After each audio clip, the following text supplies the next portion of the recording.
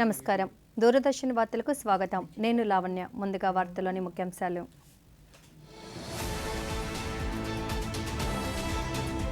దేశ రక్షణ రంగంలో ఇండియన్ మిలిటరీ అకాడమీ చారిత్రక మైలురాయిగా నిలుస్తుందన్న రాష్ట్రపతి. 158వ పాసింగ్ అవుట్ పరేడ్లో పాల్గొన్న ద్రౌపది ముర్ము. ఫ్రాన్స్, స్లోవేకియా దేశాల పర్యటనకు బయలుదేరి వెళ్లిన ప్రధాని. ఫ్రాన్స్లో G7 శిఖరాగ్ర సమావేశంలో పాల్గొననున్న నరేంద్ర మోదీ. దేశ రక్షణ కోసం ఎలాంటి పరిస్థితినైనా ఎదుర్కొనేందుకు సిద్ధంగా ఉండాలన్న రక్షణ శాఖ మంత్రి రాజ్నాథ్ సింగ్. భారత తదుపరి ఆర్మీ చీఫ్గా లెఫ్టినెంట్ జనరల్ ధీరజ్ సేథ్ను నియమించిన కేంద్రం. వార్తల్లోని వివరాలు. ఇండియన్ మిలిటరీ అకాడమీ దేశ సేవలకు ప్రతీక అని రాష్ట్రపతి ద్రౌపది ముర్ము అన్నారు. ఉత్తరాఖండ్లోని డెహ్రాడూన్లోని ఇండియన్ మిలిటరీ అకాడమీలో 158వ పాసింగ్ అవుట్ పరేడ్లో రాష్ట్రపతి ముఖ్య అతిథిగా పాల్గొన్నారు. ఈ సందర్భంగా ఆమె మాట్లాడుతూ గౌరవం, ధైర్యంతో కూడిన సేవలకు మిలిటరీ అకాడమీ చొరవ చూపిస్తుందన్నారు. మహిళా క్యాడెట్ల ఉత్తీర్ణతను అకాడమీ చరిత్రలో ఒక కీలక ఘట్టంగా వర్ణించారు. దేశం మహిళల నేతృత్వంలో అభివృద్ధి దిశగా స్ఫూర్తిదాయకమైన అడుగులు వేస్తున్నట్లు పేర్కొన్నారు. మారుతున్న భద్రతా సవాళ్లను ఎదుర్కొనే క్రమంలో ధైర్యవంతమైన నిర్ణయాలు తీసుకుంటూ నైతిక నాయకత్వాన్ని ప్రదర్శించాలని ఆఫీసర్ క్యాడెట్లను కోరారు. March towards women-led development. I am sure that many more women cadets will join the academy. The presence of foreign cadets here reflects India's commitment to fostering friendship, cooperation and peaceful relations with countries across the world. Cadets here develop mutual trust, understanding and professional bonds that play an important role in strengthening defense cooperation among nations.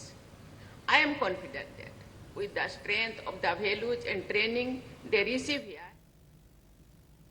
ప్రధానమంత్రి నరేంద్ర మోదీ ఈరోజు 2 దేశాల పర్యటనకు బయలుదేరి వెళ్లారు. ఈ ఉదయం France, Slovakia దేశాల పర్యటనకు ఢిల్లీ నుంచి ప్రత్యేక విమానంలో బయలుదేరి వెళ్లారు. రేపు ఫ్రాన్స్ అధ్యక్షుడు ఇమ్మాన్యుయల్ మాక్రాన్తో కలిసి భారత్ ఇన్నోవేట్స్ను ప్రారంభించనున్నారు. భారత్ ఫ్రాన్స్ ఆవిష్కరణల సంవత్సరం నేపథ్యంలో ఈ చారిత్రాత్మక కార్యక్రమం జరుగుతుందని, మన స్టార్టప్లను ప్రపంచ పెట్టుబడులతో అనుసంధానించనుందని ప్రధాని పేర్కొన్నారు. భారత ప్రధానిగా మొట్టమొదటిసారి స్లోవేకియాలో పర్యటించనున్నట్లు ప్రధాని సామాజిక మాధ్యమం వేదికగా పేర్కొన్నారు. ఈ చారిత్రక పర్యటన ఇరు దేశాల ద్వైపాక్షిక సంబంధాలను మరింత బలోపేతం చేయనుందని తెలిపారు. ఈ నెల 16, 17 తేదీలలో ఫ్రాన్స్లో జరిగే G7 శిఖరాగ్ర సమావేశంలో ప్రధాని పాల్గొంటారు.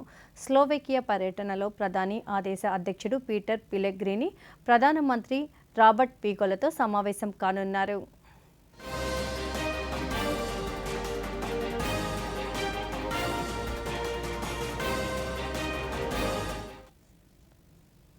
దేశ రక్షణ కోసం ఎలాంటి పరిస్థితినైనా ఎదుర్కొనేందుకు సిద్ధంగా ఉండాలని కేంద్ర రక్షణ శాఖ మంత్రి రాజ్నాథ్ సింగ్ అన్నారు. హైదరాబాద్లోని దుండిగల్ ఎయిర్ ఫోర్స్ అకాడమీలో జరిగిన కమాండ్ గ్రాడ్యుయేషన్ పరేడ్లో రాజ్నాథ్ సింగ్ పాల్గొన్నారు. తొలుత శిక్షణ పూర్తి చేసుకున్న 217 మంది క్యాడెట్ల నుంచి గౌరవ వందనం స్వీకరించారు. విజయవంతంగా శిక్షణ పూర్తి చేసుకున్న ఫ్లైట్ క్యాడెట్లకు ఆయన ప్రెసిడెంట్స్ కమిషన్ ప్రదానం చేశారు. ఈ సందర్భంగా రాజ్నాథ్ సింగ్ మాట్లాడుతూ గగనతల రక్షణ వ్యవస్థకు ఎయిర్ ఫోర్స్ చాలా కీలకమని పేర్కొన్నారు. సాంకేతికతను అధికారులు అందిపుచ్చుకోవాలని సూచించారు. పరేడ్లో సుకోయ్, సూర్యకిరణ్, సారంగ్ విన్యాసాలు ప్రత్యేక ఆకర్షణగా నిలిచాయి. इंडियन एयरफोर्स हमेशा भारत की ढाल और भारत की तलवार बनकर रही है. हाल ही में ऑपरेशन सिंदूर में भी हमने यही भावना आप सबके अंदर देखी है. हमारी एयरफोर्स ने क्लैरिटी और प्रिसीजन के साथ आतंकी ठिकानों को नष्ट नाबूद करने में कामयाबी हासिल की. यदि हम उतना बड़ा ऑपरेशन सफलतापूर्वक अंजाम दे पाए तो उसके पीछे हमारे इंडिजिनस प्लेटफॉर्म के साथ साथ हमारी एयरफोर्स के ट्रेन అన్ని వర్గాలకు నాణ్యమైన వైద్య సేవలు అందేలా రాష్ట్ర ప్రభుత్వం చర్యలు తీసుకుంటుందని రాష్ట్ర వైద్య ఆరోగ్య శాఖ మంత్రి వై సత్యకుమార్ యాదవ్ తెలిపారు. విజయవాడలో మంత్రి ఈరోజు మీడియాతో మాట్లాడుతూ ఓపీ సేవల నుంచి వైద్య సేవల వరకు అన్నిటిలో సరికొత్త మార్పులు తెచ్చామని తెలిపారు. 2 ఏళ్లలో ఆరోగ్య రంగంలో గణనీయమైన మార్పులు తీసుకువచ్చినట్లు మంత్రి పేర్కొన్నారు. స్వర్ణాంధ్ర 2047 లక్ష్యంగా ఆరోగ్యాంధ్రప్రదేశ్ కీలక భూమిక పోషిస్తుందని తెలిపారు. ప్రభుత్వ ఆసుపత్రులకు వచ్చే వారి సంఖ్య గణనీయంగా పెరిగిందన్నారు. మీరు దీన్ని బట్టి 41,02,000 మొత్తం బెనిఫిషియరీ 5 ఏళ్లలో ఉంటే ఒకవైపు బెనిఫిషరీస్ 70% పెరిగారు, రెండో వైపు 64% పెట్టిన ఖర్చులో బెనిఫిట్ కనిపిస్తూ ఉంది. 5 సంవత్సరాల సగటు తీసుకుంటే సంవత్సరానికి 1987 కోట్లు ఖర్చు పెట్టారు. ప్రతిదీ పబ్లిక్ మూమెంట్లో మీరు వెళ్ళి చూసి ఏ వెహికల్ ఏ అంబులెన్సు ఎక్కడ ఉంది, అది ఫంక్షన్లో ఉందా, ఎక్కడికైనా వెళ్తా ఉందా, దాని రూట్తో సహా GPS ట్రాకింగ్ చేసే ఈ సౌలభ్యాన్ని ఇవాళ మేము ప్రజలకు అందించాం. ఇవాళ గోల్డెన్ అవర్ కాన్సెప్ట్ తీసుకోవడం జరిగింది. ఎమర్జెన్సీ కేసెస్లో గోల్డెన్ అవర్లో చేరాల్సిన 95%లో కావాల్సిన హెల్త్ సెంటర్కి చేరిపోయే దిశగా 100 కోట్ల ఇన్సెంటివ్ ఇవ్వడం జరిగింది. NHM ప్రోగ్రామ్స్ అయితే దాదాపు 30+ ప్రోగ్రామ్స్ ఏమి ఉన్నాయో వాటిని ఒక మంచి ఇంప్లిమెంటేషన్ కారణంగా ఈ పర్ఫార్మెన్స్ ఇన్సెంటివ్ కూడా తీసుకోవడం జరిగింది. అదే కింద నుంచి పై స్థాయి దాకా దేశంలోనే 2వ అతిపెద్ద రాష్ట్రం. ఒకసారి గుర్తు చేసుకుంటూ ఒక ఆరోగ్య ఆంధ్రప్రదేశ్ నిర్మించే లక్ష్యం మనం ఏదైతే పెట్టుకున్నామో దాంట్లో భాగస్వామి. ఓటరు జాబితా సవరణ ప్రక్రియలో ప్రతి ఒక్కరూ భాగస్వాములు కావాలని రాష్ట్ర మైనారిటీ సంక్షేమ శాఖ మంత్రి ఎన్ఎండి ఫరూక్ సూచించారు. నంద్యాలలో ఈరోజు నిర్వహించిన ఓటరు జాబితా సవరణపై అవగాహన కార్యక్రమంలో మంత్రి మాట్లాడుతూ ఓటరు జాబితా సవరణపై ప్రత్యేక దృష్టి సారించాలని కోరారు. ఓటరు జాబితాలో మార్పులు చేర్పులు చేసుకునే అవకాశాన్ని అర్హులైన ప్రతి పౌరుడు సద్వినియోగం చేసుకోవాలన్నారు.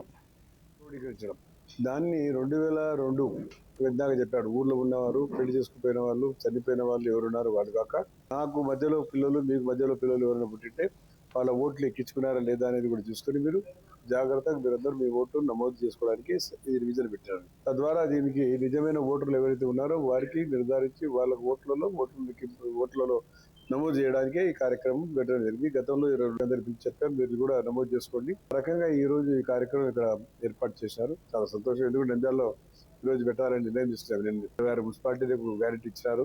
26 మున్సిపాలిటీ నంద్యాల మున్సిపాలిటీ కూడా ఉంది.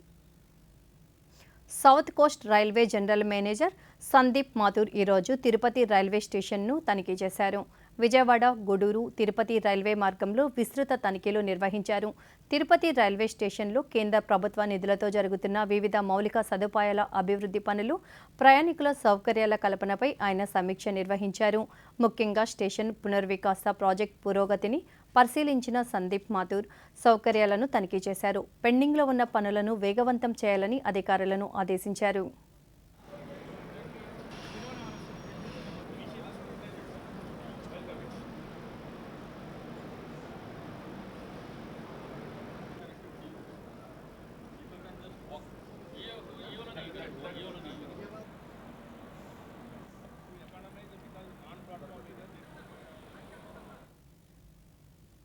ఆక్వా ఎగుమతుల ద్వారా 70,000 కోట్ల రూపాయల విదేశీ మారక ద్రవ్యం లభిస్తుందని, దీన్ని 1,00,000 కోట్లకు పెంచాలని ప్రభుత్వం యోచిస్తుందని శాసనమండలి సభ్యుడు సోము వీర్రాజు తెలిపారు. పశ్చిమ గోదావరి జిల్లా భీమవరంలో ఈయన మాట్లాడుతూ ఆక్వా రైతుల సమస్యలను ఇప్పటికే ప్రభుత్వం దృష్టికి తీసుకువెళ్లామని తెలిపారు. వారి సమస్యలను పరిష్కరించేందుకు కృషి చేస్తున్నామన్నారు. ప్రధానమైనటువంటి వాటాదారులు మన ఆంధ్రప్రదేశ్ సంబంధించి ఆక్వా రైతులు, వీరిని ప్రోత్సహించాలి.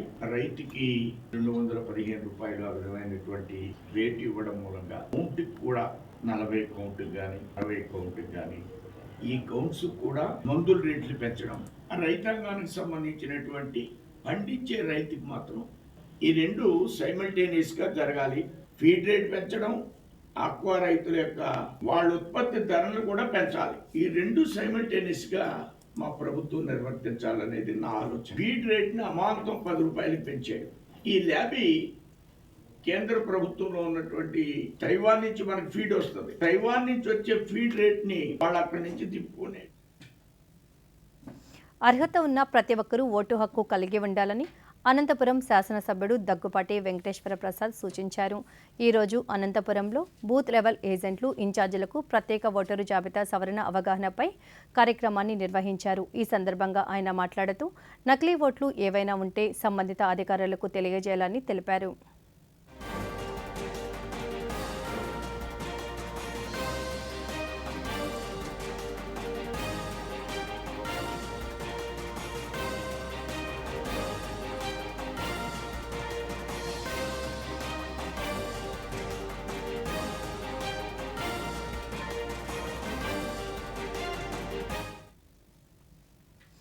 తిరుమల శ్రీవారి అర్జిత సేవలైన సుప్రభాతం, తోమాల, అర్చన, అష్టదళ పద్మ రథంకు సంబంధించి సెప్టెంబర్ నెల కోటాను తిరుమల తిరుపతి దేవస్థానం ఈ నెల 18న ఉదయం 10 గంటలకు ఆన్లైన్లో విడుదల చేయనుంది. ఈ సేవా టికెట్ల కోసం 20వ తేదీ ఉదయం 10 గంటల వరకు నమోదు చేసుకోవచ్చు.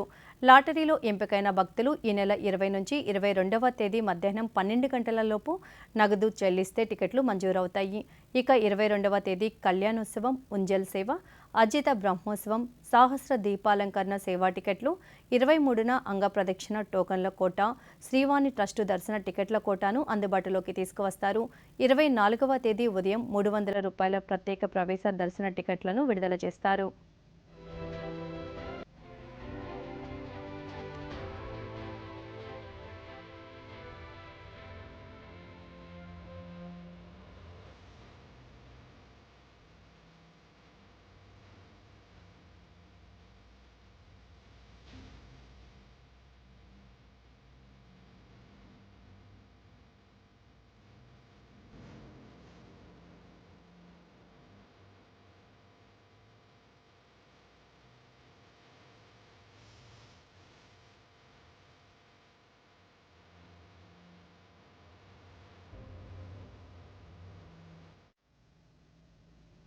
కేంద్ర ప్రభుత్వం ప్రతిష్టాత్మకంగా అమలు చేస్తున్న గ్రామీణాభివృద్ధి పథకాలు మారుమూల ప్రాంతాల ప్రజల జీవన ప్రమాణాలను మెరుగుపరుస్తూ గ్రామాలను ఆధునిక మౌలిక సదుపాయాలతో తీర్చిదిద్దడానికి దోహదపడుతున్నాయి.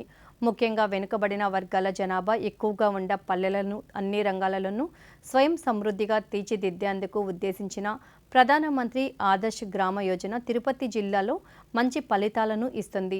జాతీయ స్థాయి ఉత్తమ ఆదర్శ గ్రామ అవార్డుకు ఎంపికైన తొట్టంబేడు మండలం ఎలగనూరు గ్రామంపై ప్రత్యేక కథనాన్ని ఇప్పుడు చూద్దాం.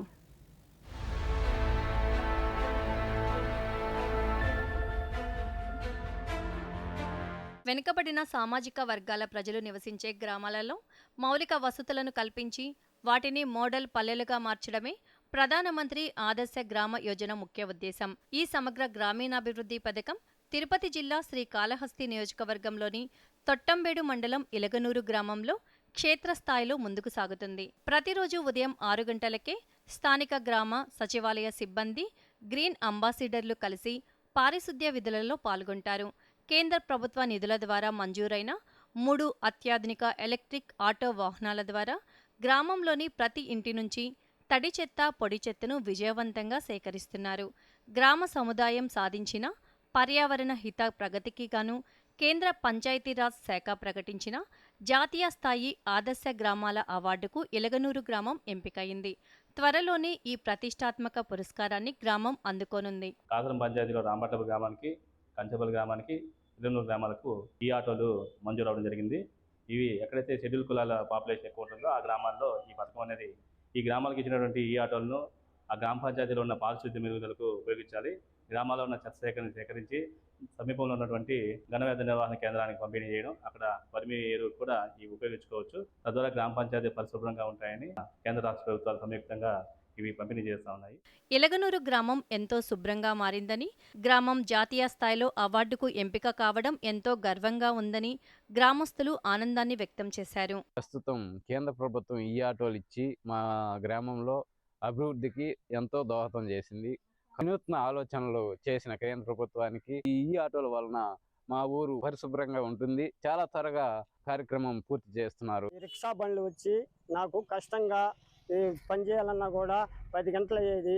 నాకు చేయాలన్నా కూడా ఇప్పుడు ఈ ఎలక్ట్రాన్ బండ్లు ఇచ్చి ఈ మోడీ వారు ఈ ప్రభుత్వం వచ్చినాక నాకు సులభంగా ఉన్నది.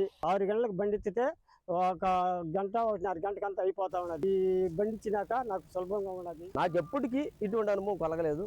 చాలా ఇబ్బంది పడ్డారు చెత్త, పొడి చెత్త తీసుకోవడానికి. MAJY కింద మనకు ఈ యొక్క ఎలక్ట్రికల్ ఆటో అనేది మనకు ప్రపోజల్ చేయడం జరిగింది. అందుకు ముఖ్యంగా నరేంద్ర మోడీ గారి యొక్క ప్రోత్సాహంతో ఎలగనూరు గ్రామ పంచాయతీకి చేశారని దానికి అధికారుల సమన్వయం, అత్యాధునిక ఎలక్ట్రిక్ వాహనాల వినియోగం, ప్రజల భాగస్వామ్యంతో సాగుతున్న ఈ ప్రయాణం వికసిత్ భారత్ సాధనలో దేశంలోని ఇతర గ్రామాలకు ఒక దిక్సూచిలా నిలుస్తుంది.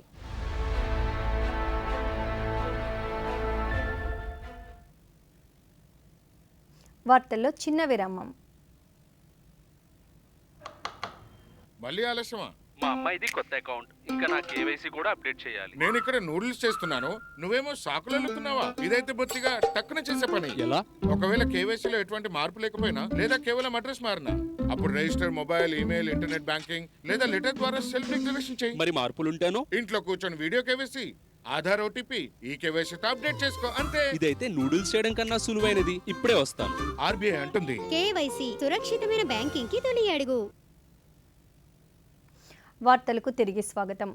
సాంప్రదాయ వ్యవసాయంలో ఆధునిక సాంకేతిక పరిజ్ఞానాన్ని, ఆవిష్కరణలను అనుసంధానించడం ద్వారా వ్యవసాయాన్ని మరింత సుస్థిరంగా, ఉత్పాదకంగా, లాభదాయకంగా మార్చవచ్చని లోక్సభ స్పీకర్ ఓం బిర్లా అన్నారు. న్యూఢిల్లీలో అఖిల భారత జాతీయ విద్యా సమాఖ్య నిర్వహించిన 2 రోజుల జాతీయ సదస్సులో ఆయన ముఖ్య అతిథిగా పాల్గొన్నారు. ఈ సందర్భంగా స్పీకర్ మాట్లాడుతూ గ్రామాలు, రైతులే దేశానికి వెన్నెముకలన్నారు. రైతులు సాధికారత సాధిస్తే దేశం సామాజికంగా, ఆర్థికంగా బలం పొందుతుందన్నారు.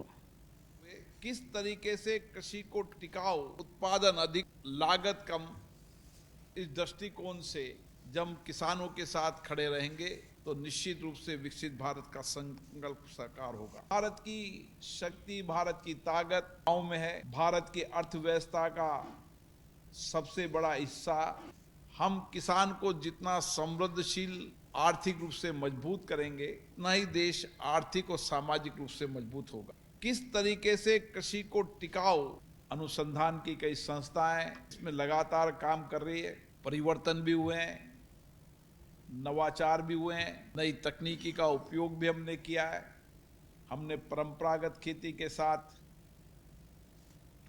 రోడ్డు ప్రమాదం రూపంలో విధి కుమారుణ్ణి దూరం చేసి తీరని దుఃఖాన్ని మిగిల్చినప్పటికీ ఆయన అవయవదానంతో మరో 6గురికి ప్రాణం పోసింది ఓ కుటుంబం. వివరాల్లోకి వెళితే నెల్లూరు దర్గామిట్ట కస్తూరిదేవి స్కూల్ కోడలి ప్రాంతానికి చెందిన ఊలపాటి జీవ 4 రోజుల కిందట రోడ్డు ప్రమాదంలో తీవ్రంగా గాయపడ్డాడు. నెల్లూరు ప్రభుత్వం ఆసుపత్రి నుంచి మెరుగైన వైద్యం కోసం కిమ్స్కు తరలించినప్పటికీ రక్తస్రావం నుంచి బయటపడకపోవడం వల్ల బ్రెయిన్ డెడ్గా వైద్యులు నిర్ధారించారు. జీవన్ దాన్ ట్రస్ట్ ఆధ్వర్యంలో బ్రెయిన్ డెడ్ అయిన జీవ కుటుంబ సభ్యులు అంగీకారంతో నెల్లూరులోని కిమ్స్ ఆసుపత్రి ఈరోజు అవయవదాన కార్యక్రమానికి సహకారాన్ని అందించింది. గ్రీన్ లైన్ ఏర్పాటుతో ట్రాఫిక్ అంతరాయ ఏర్పడకుండా యుద్ధ ప్రతిపాదికన అవయవాలను పలు ఆసుపత్రులకు ప్రత్యేక వాహనాలలో తరలించారు. ఈ సమయంలో పోలీస్, ఆరోగ్య శాఖలు సంపూర్ణ సహకారాన్ని అందించాయి.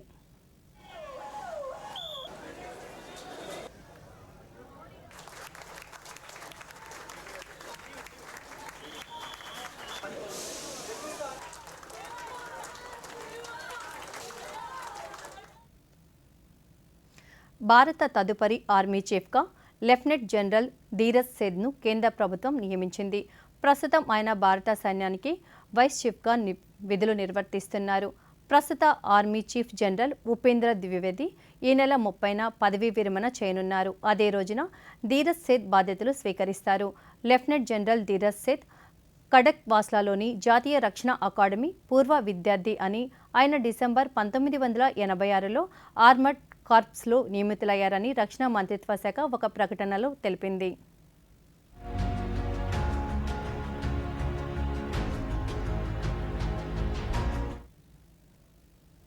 ఒడిశాలోని పూరి రైల్వే స్టేషన్లో జరుగుతున్న పునరాభివృద్ధి పనులను ఒడిశా గవర్నర్ కంబంపాటి హరిబాబు ఈరోజు పరిశీలించారు. రైల్వే స్టేషన్కు చేరుకున్న గవర్నర్కు రైల్వే అధికారులు స్వాగతం పలికారు. తొలుత గవర్నర్ రైల్వే పోలీసుల గౌరవ వందనం స్వీకరించి అక్కడి అభివృద్ధి పనులను గవర్నర్ పరిశీలించారు. పనుల అభివృద్ధిపై అధికారులు గవర్నర్కు వివరించారు. ఈ సందర్భంగా గవర్నర్ మీడియాతో మాట్లాడుతూ పూరి చాలా ప్రసిద్ధ పుణ్యక్షేత్రమని, రథయాత్ర సమయంలో లక్షలాది మంది భక్తులు ఆలయానికి వస్తారని తెలిపారు. పూరికి వచ్చే ట్రాఫిక్లో 70 నుండి 80% రైల్వే ద్వారానే ఉంటుందని, అందుకే పూరి రైల్వే స్టేషన్కు చాలా ప్రాముఖ్యత ఉందన్నారు. రైల్వే మంత్రిత్వ శాఖ ఈ స్టేషన్ను అంతర్జాతీయ ప్రమాణాలకు అనుగుణంగా పునరాభివృద్ధి చేయడానికి ప్రణాళిక సిద్ధం చేసిందని గవర్నర్ హరిబాబు వెల్లడించారు. 70 to 80% of the traffic will be through railways. Therefore, Puri railway station assumes lot of importance and requires passenger amenities. Keeping in view of all these things, Ministry of Railways, they have planned to redevelop the station international standards. And the work is going on brisk mode, and I hope that the work will be completed in near future. Visit Puri railway station and see how the works are being. వ్యవసాయ రంగాన్ని మరింత పటిష్టంగా సమ్మిళితంగా తీర్చిదిద్దడానికి కేంద్ర ప్రభుత్వం కట్టుబడి ఉందని కేంద్ర వ్యవసాయ రైతు సంక్షేమ శాఖ మంత్రి శివరాజ్ సింగ్ చౌహాన్ అన్నారు. మధ్యప్రదేశ్లోని ఇండోర్లో 2వ రోజు జరిగిన బ్రిక్స్ మంత్రుల సమావేశంలో ఆయన పాల్గొన్నారు. ఈ సందర్భంగా మంత్రి మీడియాతో మాట్లాడుతూ వ్యవసాయ రంగాన్ని భవిష్యత్ అవసరాలకు అనుగుణంగా తీర్చిదిద్దనున్నట్లు తెలిపారు. ఆహార భద్రత, వ్యవసాయ వాణిజ్యం, వాతావరణ మార్పు, డిజిటల్ వ్యవసాయ పరిష్కారాలు వంటి అంశాలపై సహకారాన్ని పెంపొందిస్తున్నట్లు పేర్కొన్నారు. రైతుల హక్కులు, సాంప్రదాయ జ్ఞానం, విత్తన వారసత్వాన్ని పరిరక్షించడానికి రైతుల హక్కులపై గ్లోబల్ ఫోరంను ఏర్పాటు చేయడానికి ఒక ఒప్పందం కుదిరినట్లు తెలిపారు. देशों के बीच विश्वास और सहयोग को नई मजबूती समन्वय की जवाबदारी IIT दिल्ली द्वारा निभाई जाएगी, जिससे अत्याधुनिक प्रौद्योगिकी और कृषि नवाचारों के बीच एक सशक्त सेतु स्थापित होगा. मुझे यह भी प्रसन्न बीज प्रणालियों में किसानों के अधिकारों के संरक्षण एवं संवर्धन हेतु global forum on farmers right in seed system की स्थापना पर सहमत हुए हैं. यह मंच पारंपरिक ज्ञान, बीज विरासत तथा किसानों के योगदान को वैश्विक स्तर पर उचित सम्मान दिलाने में सहायक होगा. हमारे कृषि एवं खाद्य प्रणालियों को अधिक रिजिलेंट. మహిళలు సాంకేతిక రంగంతో పాటు విద్య, ఆవిష్కరణ రంగాలలో ప్రతిభ కనబరుస్తున్నారని కేంద్ర విద్యాశాఖ మంత్రి ధర్మేంద్ర ప్రధాన్ అన్నారు. ఈరోజు ఆయన మధ్యప్రదేశ్లోని భోపాల్లో మీడియాతో మాట్లాడుతూ భోపాల్ మహిళా సాధికారతకు ఒక ప్రధాన కేంద్ర బిందువుగా నిలిచిందన్నారు. మహిళలను స్వయం సమృద్ధిగా నిలిపేందుకు లక్ష్మీపతి దీదీ పథకం దోహదం చేసినట్లు తెలిపారు. ప్రపంచ మార్కెట్లు, సాంకేతికతను ఉపయోగించుకోవడం ద్వారా మహిళలు కోటీశ్వర్లు కాగలరనే ఆశాభావాన్ని ఆయన వ్యక్తం చేశారు. వికసిత్ భారత్ 2047 సంకల్పాన్ని సాకారం చేసుకునే దిశగా ఆత్మవిశ్వాసంతో ముందుకు సాగాలని కోరారు. ग्रीन बिल्डिंग है, इसमें ऊर्जा की बहुत सारे विषयों को बारीकी से ध्यान दिया गया है. सौर ऊर्जा की कल्पना की गई है और जन सुविधा के अनेक नया उपक्रम को जोड़ा गया है. स्वावलंबन के लिए काम करते हैं, आत्मनिर्भरता के लिए काम करते. जैसे एक टोली को मिला था, बहुत अच्छा प्रयास महानगर निगम ने किया है, मेयर मालती जी ने. मैं उसके बारे में मेरा और कुछ सुझाव था. भोपाल आने वाले दिनों में महिलाओं को आत्मनिर्भर बनाने में एक बड़ा केंद्र बन सकता है. इस प्रकार की सारा सकारात्मक स्वभाव भोपाल की बहनों में, माताओं में है. महानगर निगम, राज्य सरकार मिलके उसको गति देना. में प्रधानमंत्री जी ने लक्ष्यपति दीदी की आह्वान किया है. 3.5 करोड़ से ज़्यादा दीदी लक्ष्यपति बन चुके हैं. मैं तो भोपाल की बहनें ग्लोबल मार्केट के साथ टेक्नोलॉजी को यूज करके కేంద్ర ప్రభుత్వ విధానపరమైన నిర్ణయాలతో పలు రంగాలలో గణనీయమైన అభివృద్ధి జరిగిందని కేంద్ర రోడ్డు రవాణా, జాతీయ రహదారుల శాఖ మంత్రి నితిన్ గడ్కరీ తెలిపారు. ఈరోజు మహారాష్ట్రలోని నాగ్పూర్లో ఆయన మీడియాతో మాట్లాడుతూ పలు ప్రాజెక్టులలో భాగంగా నాగ్పూర్లో ఆక్సిజన్ పార్క్, బర్డ్ పార్క్ ఉన్నాయని, మరొక అడ్వెంచర్ పార్క్ను అభివృద్ధి చేస్తున్నట్లు తెలిపారు. మెట్రో మొదటి దశ పూర్తయి 3వ దశ కోసం ప్రాజెక్ట్ నివేదికను సిద్ధం చేస్తున్నట్లు వెల్లడించారు. ఎయిమ్స్ నాగపూర్, IIM, నేషనల్ లా యూనివర్సిటీ, IIIT వంటి ప్రధాన సంస్థలు స్థాపించబడినట్లు వివరించారు. एम्स नागपुर का हुआ, IIM हुआ, national law university, IIT, Butibori में ESI हॉस्पिटल, दीक्षा भूमि का विकास, ये दीक्षा भूमि चिचोली ड्रैगन बुद्धिस्ट सर्किट योजना. इसके साथ ये काम साई एयरपोर्ट अथॉरिटी का थोड़ा बहुत कंपाउंड वॉल का हुआ और पालक मंत्री भी ध्यान दे रहे, जल्दी वो काम हम लोग शुरू करेंगे. सिम्बोसिस नागपुर में आया, तो इसके कारण एजुकेशन की हब हमने नागपुर, मेडिकल हेल्थ का. కేంద్ర హోంమంత్రి అమిత్ షా దేశీయ భౌగోళిక పరిస్థితులు, జనాభా సంబంధిత మార్పులపై ఈరోజు ఢిల్లీలో జరిగిన ప్రత్యేక సమావేశానికి అధ్యక్షత వహించారు. దేశ సరిహద్దు జిల్లాల్లోని జనాభా మార్పులను అధ్యయనం చేయాలన్నారు. సరిహద్దు ప్రాంతాలు, మెట్రో నగరాలు, పారిశ్రామిక పట్టణాలను సందర్శించాలని కమిషన్ అధికారులను ఆదేశించారు.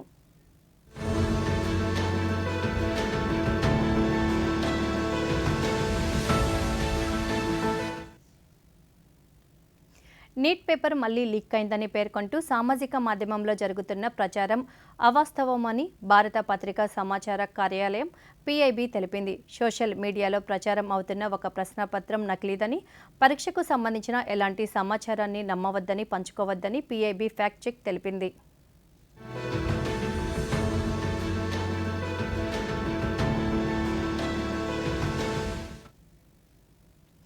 పట్టణాభివృద్ధి, సుస్థిర నగర ప్రణాళికలకు 5 దశాబ్దాలుగా చేసిన కృషిని చాటి చెప్తూ National Institute of Urban Affairs 50వ వ్యవస్థాపక దినోత్సవాన్ని ఈరోజు న్యూఢిల్లీలోని విజ్ఞాన్ భవన్లో జరుపుకుంది. ఈ కార్యక్రమంలో ప్రధానమంత్రి ముఖ్య కార్యదర్శి డాక్టర్ PK మిశ్రా ముఖ్య అతిథిగా పాల్గొన్నారు. ఈ సందర్భంగా ఆయన మాట్లాడుతూ వికసిత భారత్ 2047 లక్ష్యాన్ని సాధించడంలో సాంకేతికత ఆధారిత వాతావరణ మార్పులను తట్టుకోగల నగరాల ప్రాముఖ్యతను తెలియజేశారు.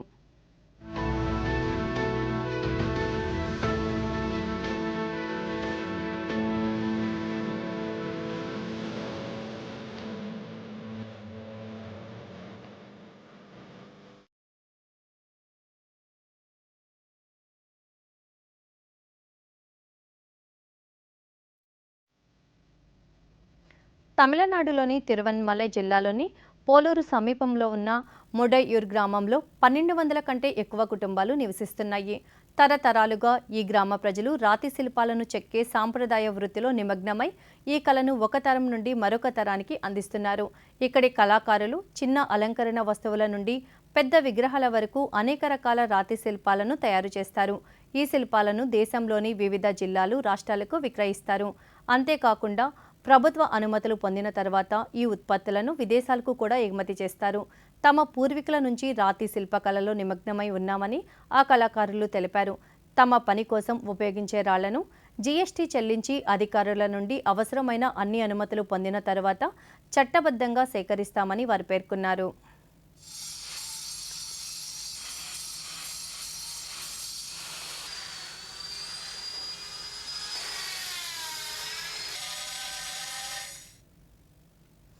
ఈ నెల 21వ తేదీ అంతర్జాతీయ యోగా దినోత్సవానికి ముమ్మర సన్నాహాలు జరుగుతున్నాయి. గిన్నీస్ రికార్డ్ సాధించే ప్రయత్నంలో భాగంగా కేంద్ర ఆయుష్ మంత్రిత్వ శాఖ ఆధ్వర్యంలో రేపు దేశవ్యాప్తంగా అతిపెద్ద ఆన్లైన్ యోగా సెషన్ నిర్వహిస్తుంది.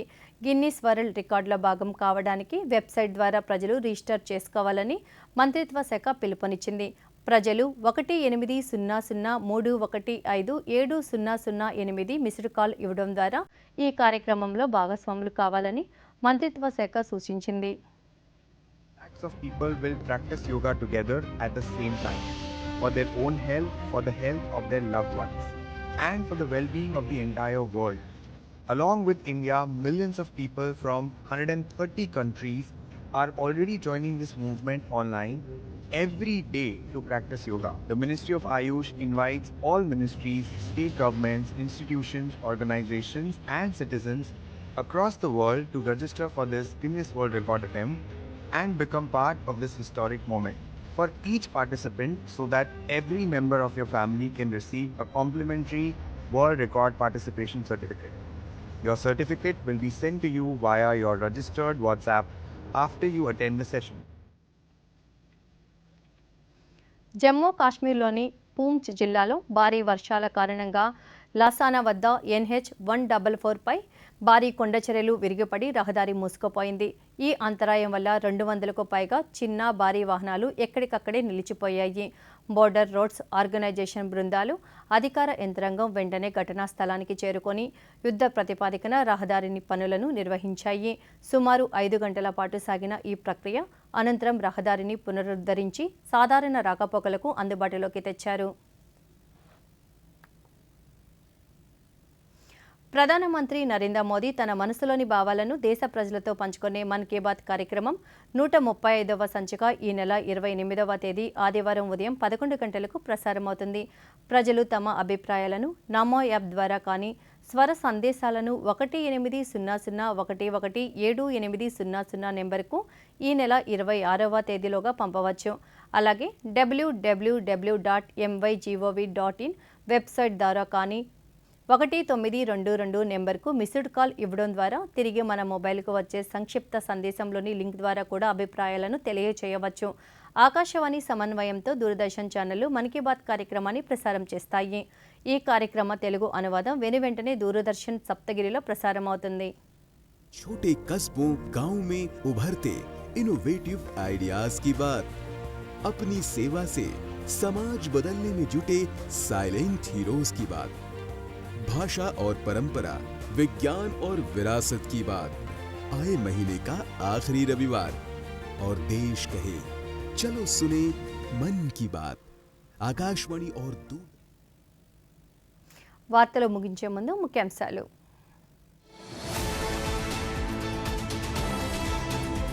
దేశ రక్షణ రంగంలో ఇండియన్ మిలిటరీ అకాడమీ చారిత్రక మైలురాయిగా నిలుస్తుందన్న రాష్ట్రపతి. 158వ పాసింగ్ అవుట్ పరేడ్లో పాల్గొన్న ద్రౌపది ముర్ము. ఫ్రాన్స్, స్లోవేకియా దేశాల పర్యటనకు బయలుదేరి వెళ్లిన ప్రధాని. ఫ్రాన్స్లో G7 శిఖరాగ్ర సమావేశంలో పాల్గొననున్న నరేంద్ర మోదీ. దేశ రక్షణ కోసం ఎలాంటి పరిస్థితినైనా ఎదుర్కొనేందుకు సిద్ధంగా ఉండాలన్న రక్షణ శాఖ మంత్రి రాజ్నాథ్ సింగ్. భారత తదుపరి ఆర్మీ చీఫ్గా లెఫ్టినెంట్ జనరల్ ధీరజ్ సేథ్ను నియమించిన కేంద్రం. ఈ వార్తలు ఇంతటితో సమాప్తం. నమస్కారం.